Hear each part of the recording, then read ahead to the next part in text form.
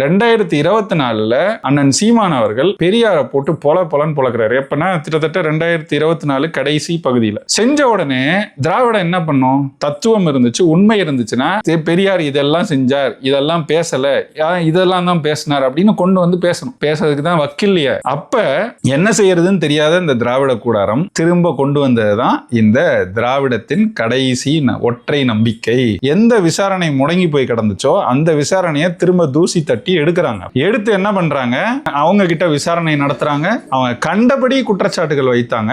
6 முறை 7 முறை கருக்கலைப்பு செய்யப்பட்டதுன்னு சொன்னாங்க. அப்புறம் அவங்கள கூப்பிட்டு விசாரணை எல்லாம் நடத்தி அந்த விசாரணைக்கு அப்புறம் அவங்களுக்கு சில பரிசோதனைகள்லாம் நடத்திட்டு அதுக்கு பிறகு அவங்கள அனுப்பிட்டு அண்ணன் சீமான் அவர்களையும் அடுத்து விசாரணை கூப்பிடுறாங்க. அப்பதான் நடந்த கூத்து தான் அது. உடனே வரணும்னு சொன்னது, அப்ப போய் ஒட்டினது, அதை கிழிச்சது, இந்த கேவலங்கள் எல்லாமும் அதெல்லாமும் இதோட ஒட்டி நடந்ததுதான்.